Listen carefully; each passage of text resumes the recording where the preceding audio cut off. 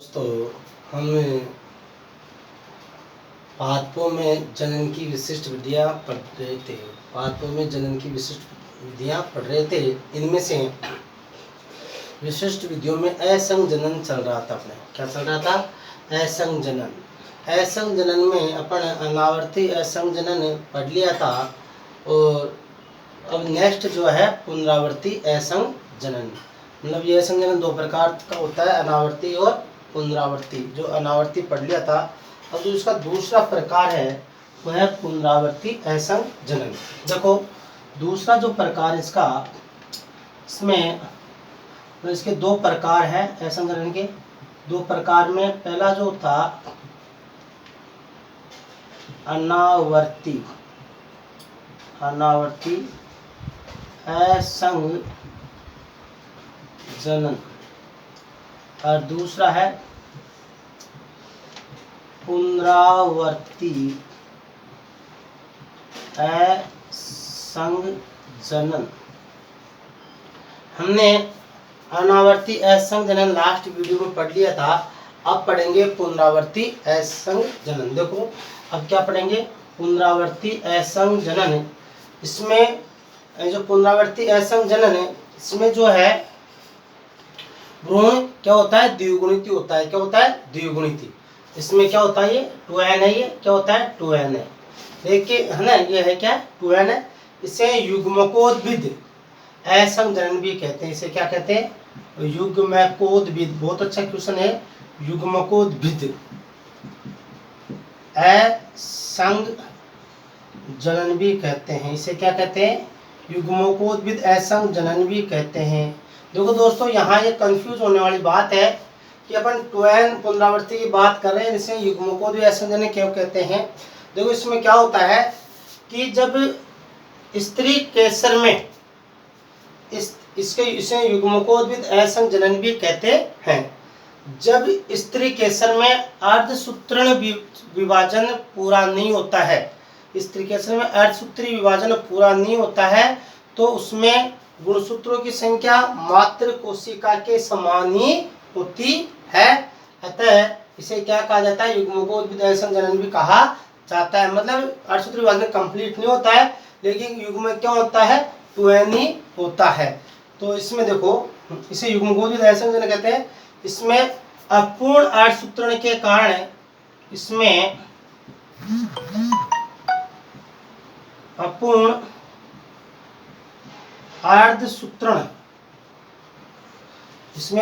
अर्धसूत्रण के कारण गुणसूत्रों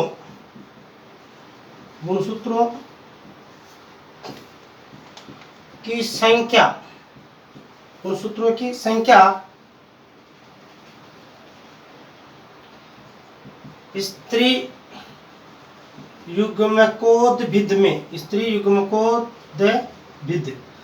स्त्री युग्मकोद्भिद में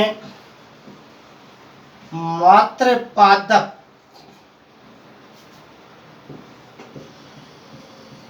के समान ही होती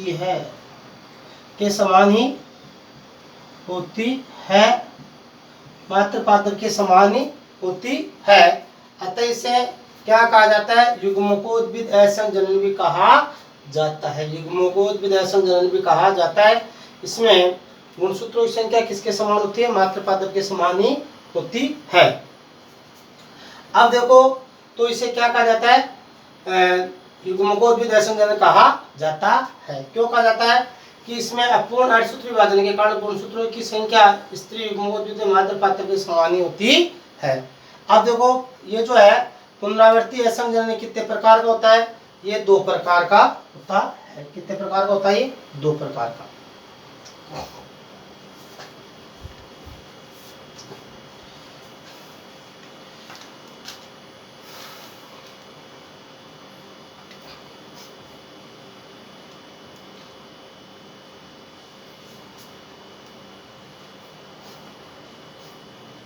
देखो, अपन ये जो है एक बार इसमें थोड़ा सा देख लेते हैं। मैसूरी के अनुसार ये इसको जो 4 भागों में बांटा गया था। कितने भागों में? 4 भाग। मैसूरी 4 भाग माहेश्वरी के अनुसार, माहेश्वरी के अनुसार अनुसार। अब ये 4 भाग कौन कौन से हैं? इसमें एक तो अनावर्ती पुनरावर्ती, तीसरा है अपस्थानिक भ्रूणता और चौथा है कायिक असंजनन, कायिक असंजनन। तो देखो दोस्तों, अपन पुनरावर्ती पढ़ रही है तो अपन ने पढ़ लिया, अनावर्ती पढ़ लिया, अनावर्ती के बाद में पुनरावर्ती पढ़ रहे हैं। पुनरावर्ती की परिभाषा अपन ने पढ़ ली और ये कितने प्रकार का होता है? 2 प्रकार का। कितने प्रकार का होता है ये? 2 प्रकार का। एक तो होता है इसमें 2 प्रकार में, एक तो होता है जनन अपबीजाणुता,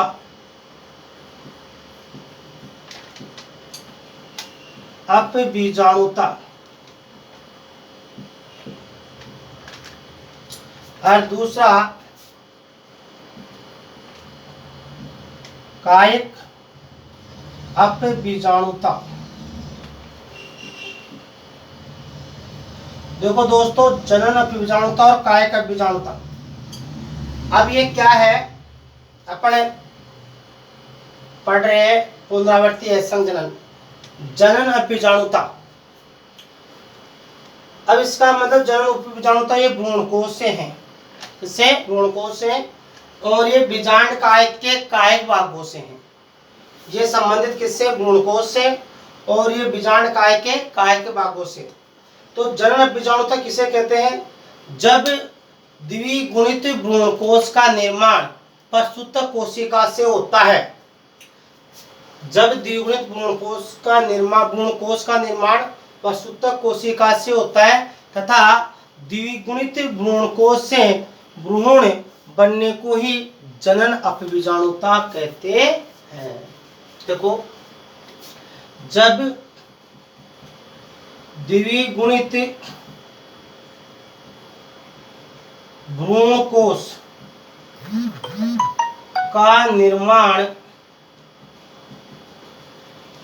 द्विगुणित भ्रूणकोश का निर्माण प्रसूतक कोशिका से होता है तथा द्विगुणित भ्रूणकोश से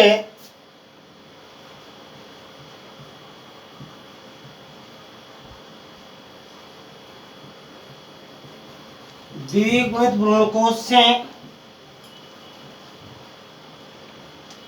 द्विगुणित भ्रूण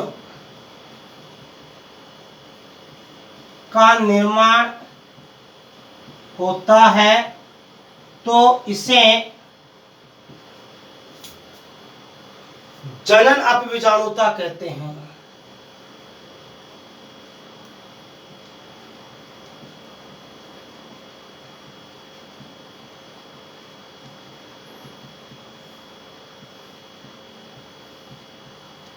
जनन अपबीजाणुता कहते हैं। ये तो हो गया, द्विगुणित भ्रूणकोश का निर्माण प्रसूत कोशिका से होता है तथा द्विगुणित भ्रूणकोश से फिर द्विगुणित भ्रूण बनता है, इसे जनन अपबीजाणुता कहते हैं। अब आता है देखो कायिक अपबीजाणुता। जब भ्रूणकोश का निर्माण, जब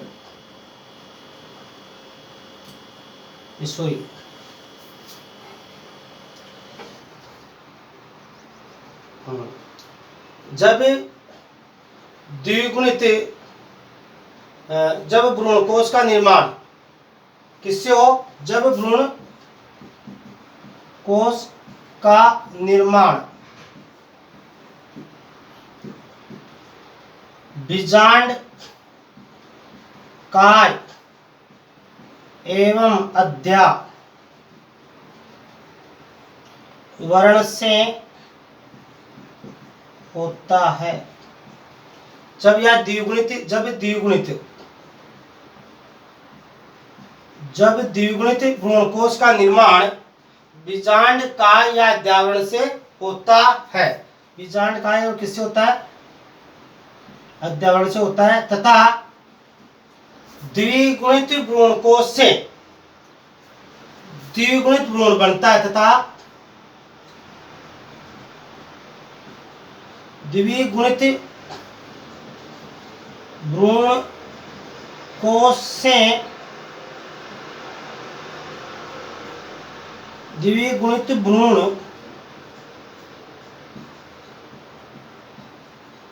बनता है, इसे कायिक अबीजाणुता कहते हैं।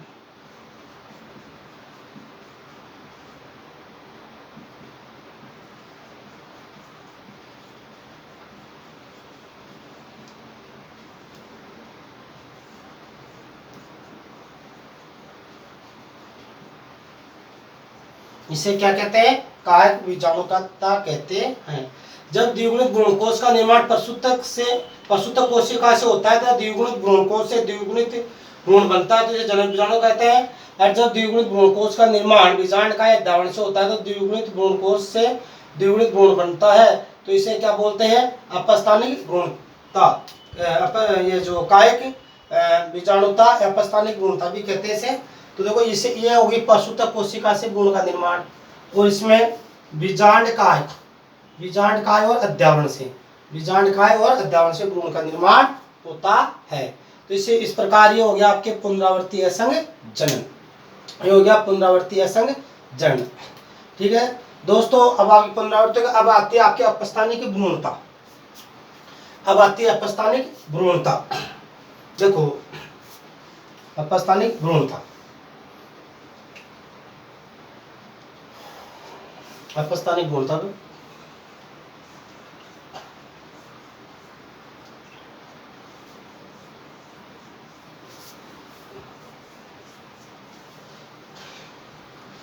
देखो अब है आपके अपस्थानिक भ्रूणता।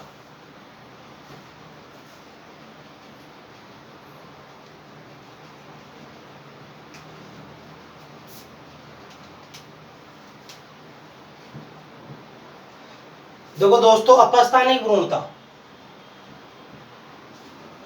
अपस्थानिक भ्रूणता क्या है,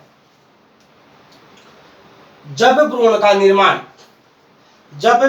निर्माण बीजांड का भ्रूणकोश एवं बीजांड काय बीजांड के भ्रूणकोश अद्यावरण और बीजांड काय के अतिरिक्त कोई अन्य द्विगुणित कोशिकाओं से होता है तो इसे अपस्थानिक भ्रूणता कहते हैं।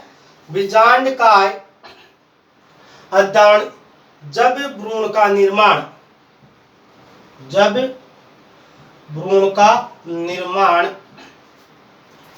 बीजांड काय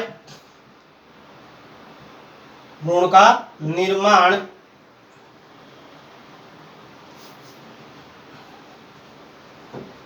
जब भ्रूण का निर्माण बीजांड काय एवं अद्यावरण के अलावा बीजांड की अन्य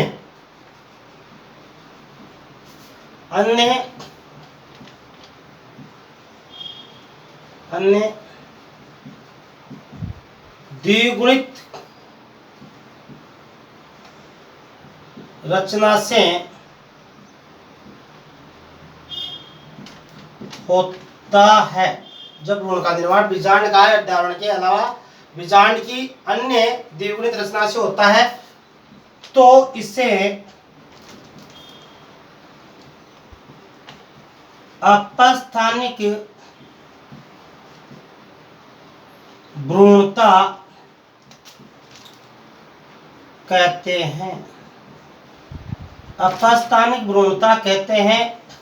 देखो दोस्तों इसके उदाहरण है आपके, इसके उदाहरण है आम और नींबू या नींबू और आम। उदाहरण इसमें उदाहरण है आपके नींबू और आम।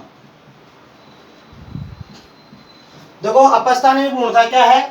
जब भ्रूण का निर्माण बीजांड का एवं मध्यावरण के अलावा बीजांड या अन्य द्विगुणित रचना से होता है तो इसे अपस्थानिक भ्रूणता कहते हैं। तो इसे क्या कहते हैं? अपस्थानिक भ्रूणता कहते हैं। और इसके उदाहरण क्या है? नींबू और आम। इसके उदाहरण क्या है? नींबू और आम। ठीक है दोस्तों, तो ये आपके अनावर्ती असंजन हो गया, पुनरावर्ती हो गया, और ये अपस्थानिक भ्रूणता हो गया। अब नेक्स्ट है आपके अगला है कायिक असंग जनन। अगला क्या है? कायिक असंग जनन।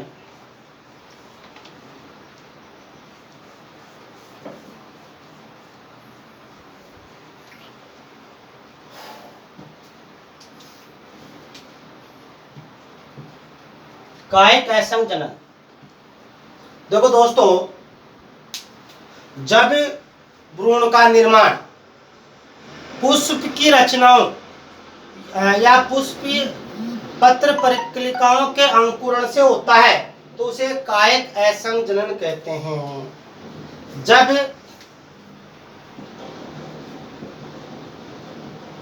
भ्रूण का निर्माण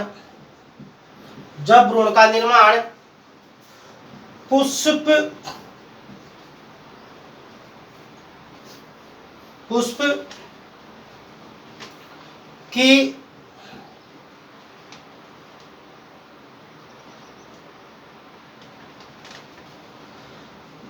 कायिक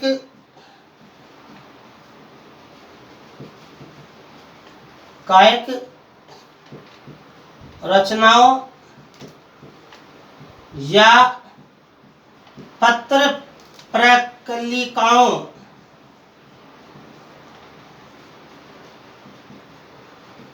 से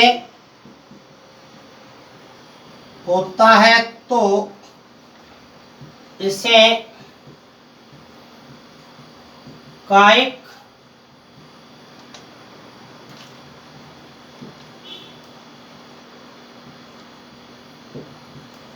असंग जनन कहते हैं। उदाहरण इसमें प्याज, अगेर। उदाहरण क्या इसमें? प्याज और अगेर। प्याज और अगेर। इसमें उदाहरण क्या है?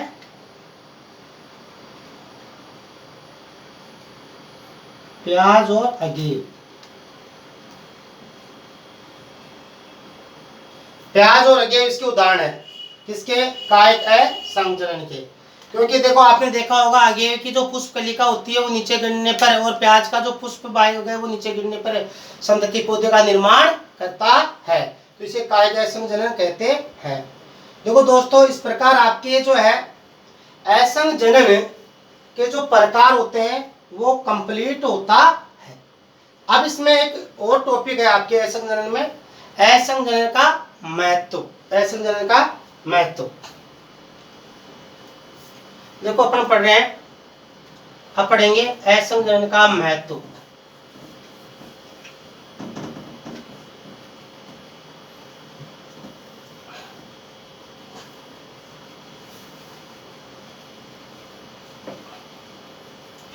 असंग जनन के प्रकार कंप्लीट हो गए। 4 प्रकार के, अनावर्ती, पुनरावर्ती, अपस्थानिक भ्रूणता, कायिक असंग जनन। अब है असंग जनन का महत्व। Significance of apomixis. असंग जनन का महत्व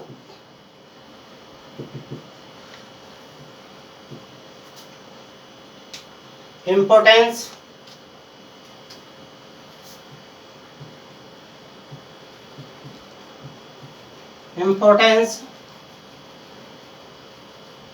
of apomixis। Importance of apomixis. देखो दोस्तों, अब इसमें जो होता है इंपॉर्टेंस और एपोमिक्सिस में क्या होता है?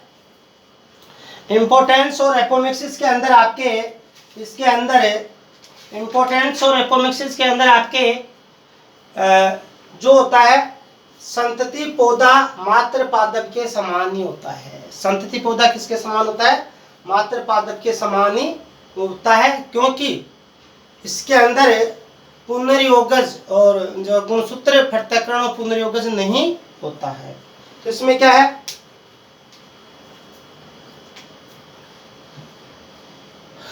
संतति पादप, पहला क्या है? संतति पादप, पहला इंपॉर्टेंस क्या है? संतति पादप मात्र पादप के समान होता है। क्यों होता है? क्योंकि इसमें गुणसूत्रों के अंदर पुनर्योगज और पृथक्करण की क्रिया नहीं होती है। पुनर्योगज या पृथक्करण की क्रिया नहीं होती है। दूसरा, इसमें संतति में कायिक कॉलोनीय वर्ण पाया जाता है। क्या पाया जाता है? कायिक कॉलोनीय वर्ण पाया जाता है। संतति पादपों में कायिक कॉलोनीय वर्ण पाया जाता है। क्यों पाया जाता है? क्योंकि इसमें अलिंगी जनन द्वारा बीज निर्माण होता है। क्या होता है? अलिंगी जनन द्वारा बीज निर्माण होता है। तो जो है संतति कलोन जो हूबहू जनक के समान होती है। दूसरा, इसमें इसके अंदर पसली पादपों में ये अधिक असंग जनन अधिक कारगर होता है कि पसली पादपों में संतति बीजों को संरक्षण अधिक मिलता है। हाँ, यह जनन पसली पादपों के लिए अधिक लाभदायक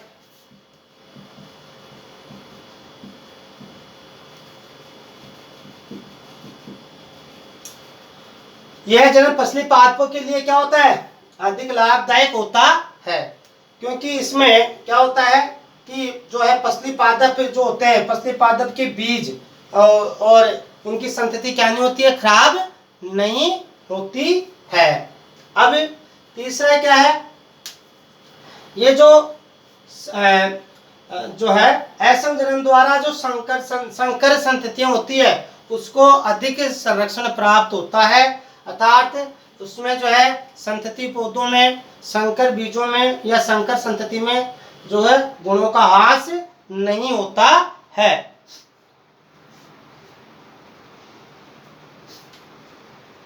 देखो, इस प्रकार के जनन से संकर संतति गुणों का विकास किया जा सकता है। इस प्रकार के जनन से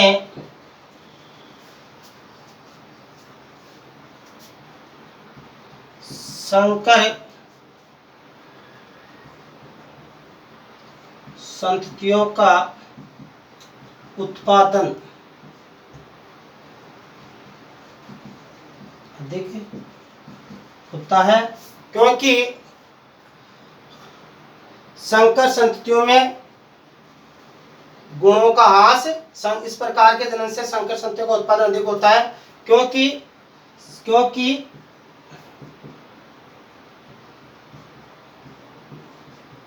संकर संततियों में गुणों का ह्रास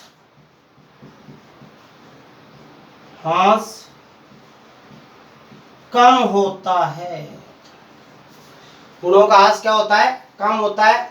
तो ये दोस्तों असंग जनन का महत्व था। आपके संतति पादप मात्र पादप के समान होता है। संतति पादप में कायिक कॉलोनी पाया जाता है, क्योंकि इसमें जो है अलिंगी जनन से बीज निर्माण होता है। अलिंगी जनन से बीज निर्माण होता है। फिर इसके बाद में आता है यह जनन पसली पादपों के लिए अधिक लाभदायक होता है, क्योंकि संरक्षण प्राप्त होता है। इस प्रकार के जनन से संकर संततियों का उत्पादन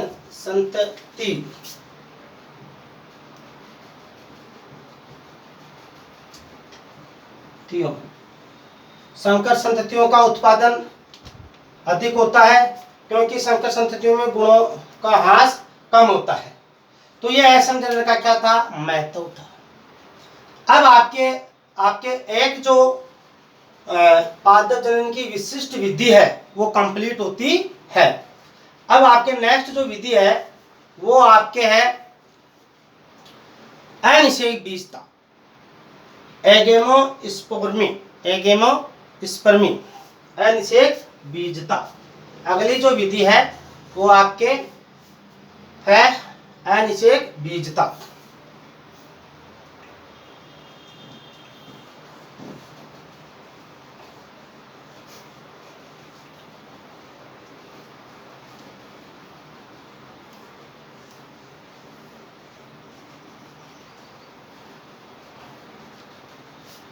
देखो दोस्तों,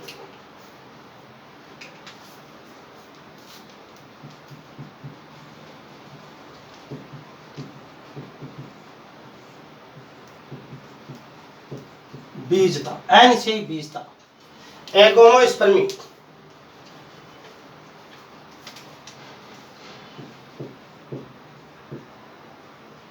एगेमोस्पर्मी, एगेमोस्पर्मी, अनिषेक बीजता।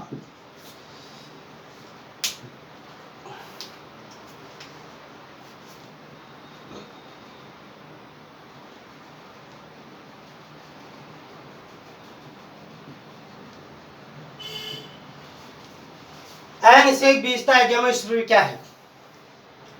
देखो इसकी साधारण परिभाषा तो यह है कि बीजांड की जो रचनाएं होती है, बीजांड की द्विगुणित रचनाओं से बिना निषेचन के ही बीज निर्माण की क्रिया को अनिषेक बीजता कहते हैं।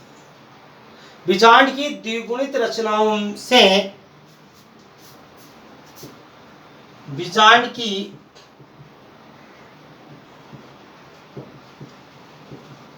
द्विगुणित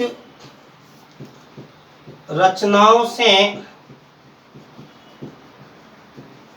बिना निषेचन, बिना निषेचन के बीज निर्माण को अनिषेक बीजता, अनिषेक बीजता कहते हैं। बिना निषेचन के बीज निर्माण को अनिषेक बीजता कहते हैं। देखो दोस्तों, इसमें जो संतति पौधा है वो द्विगुणित रचना होती है, और संतति जो बीज होता है इसमें वो द्विगुणित होता है और मात्र पादप के समान ही होता है। अब इसमें बीज क्या होता है, द्विगुणित और मात्र पादप के समान गुण रखता है।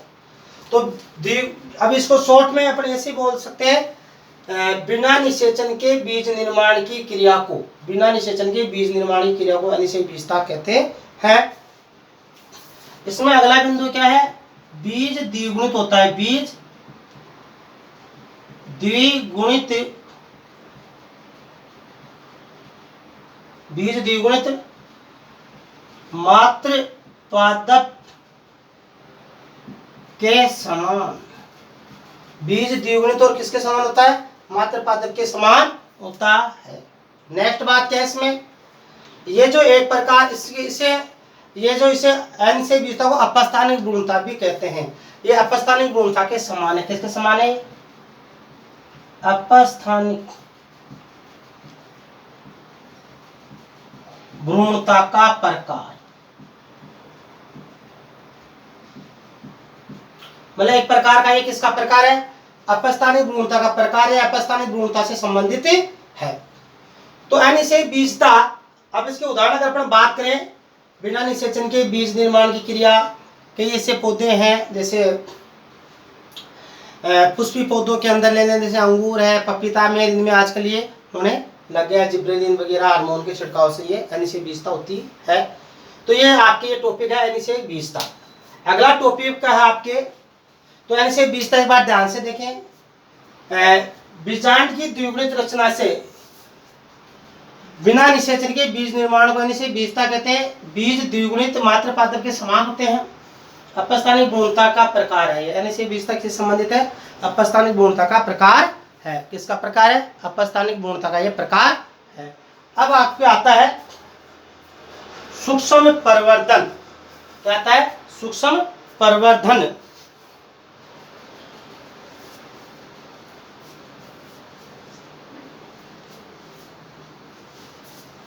सूक्ष्म परिवर्धन, ये देख लो भाई, सूक्ष्म परिवर्धन। अब नेक्स्ट है सूक्ष्म परिवर्धन।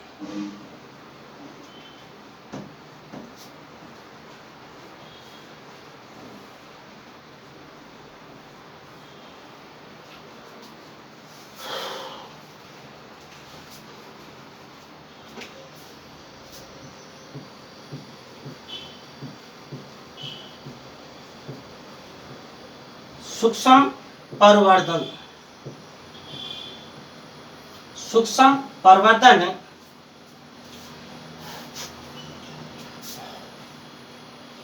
माइक्रो प्रोपेगेशन,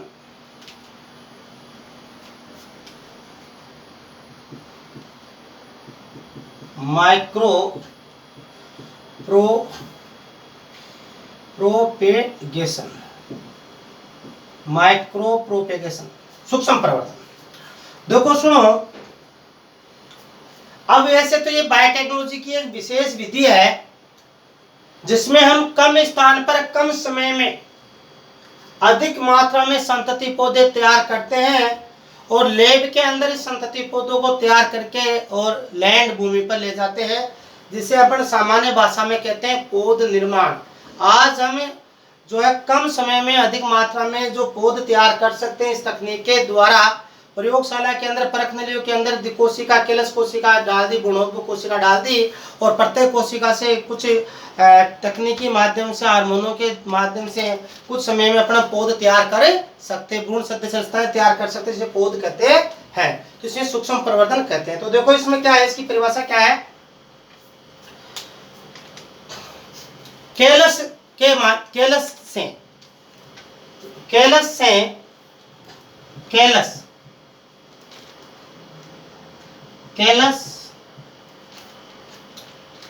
द्वारा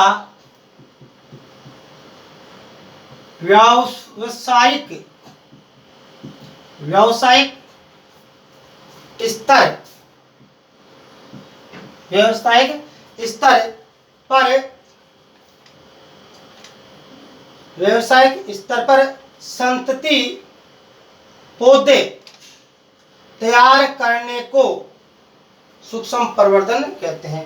केलस द्वारा है ना, केलस द्वारा, इसको अपन बोलते हैं उत्तक संवर्धन, इसको उत्तक संवर्धन कहते हैं। केलस द्वारा या उत्तक संवर्धन के द्वारा व्यावसायिक स्तर पर तकनीकी माध्यम से, व्यावसायिक स्तर पर तकनीकी माध्यम द्वारा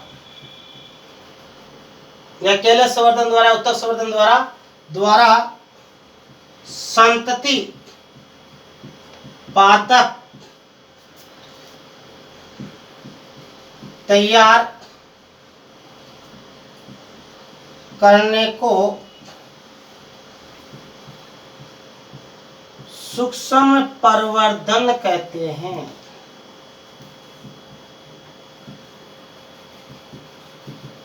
सूक्ष्म परिवर्धन कहते हैं। केलस के द्वारा व्यावसायिक स्तर पर तकनीकी माध्यम द्वारा संतति पादप तैयार करने को क्या कहते हैं? केलस संवर्धन कहते हैं।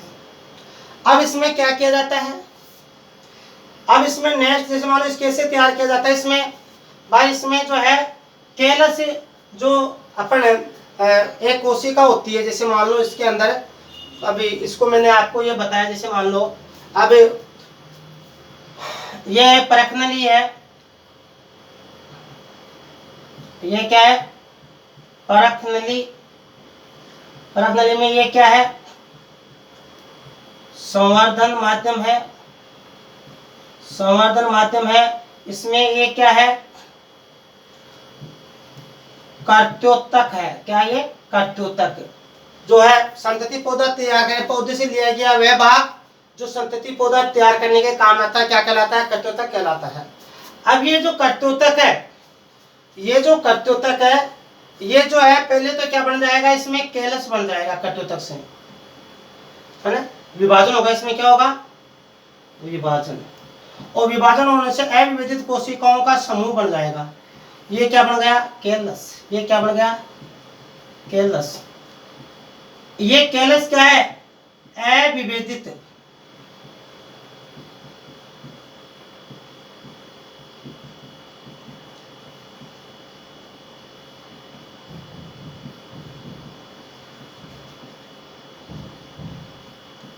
ये कैलस क्या है, अविभजित कोशिकाओं का समूह है। अब इन कोशिकाओं को अपन ने किस में ले गए, अपने कोशिकाओं को अपन स्टैंड के माध्यम से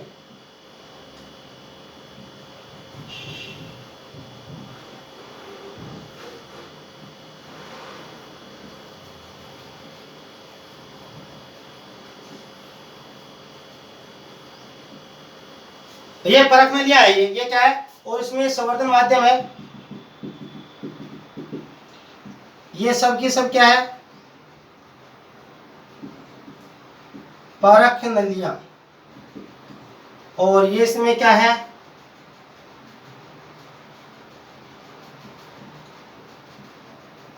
संवर्धन माध्यम। अब इसमें क्या है, ये जो है भ्रूण सदृश रचना बन जाती है। इससे प्रत्येक कोशिका को एक एक कोशिका उसमें डालते हैं और इसमें क्या बन जाएगी, भ्रूण सदृश रचना बन जाएगी। भ्रूण सदृश ये रचना बन गई। इन रचनाओं को नीचे जड़ विभेदन हो गया, इसे क्या, इनको क्या कहेंगे, भ्रूणाभ।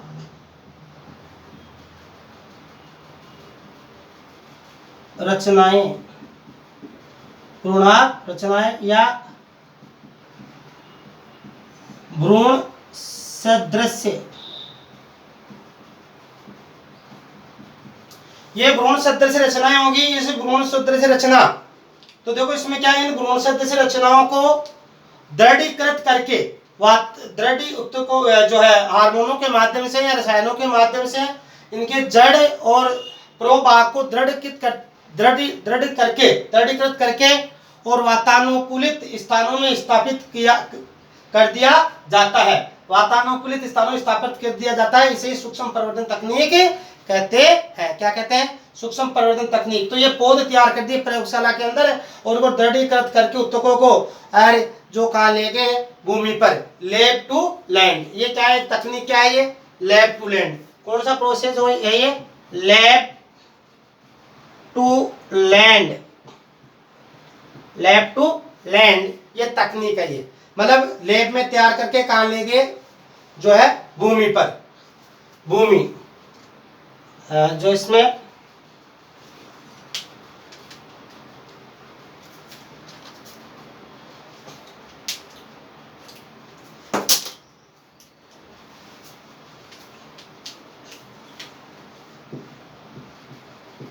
लैब से भूमि पर, लैब से कहाँ गए, भूमि पर ले गए, लैब से कहाँ ले गए, भूमि पर।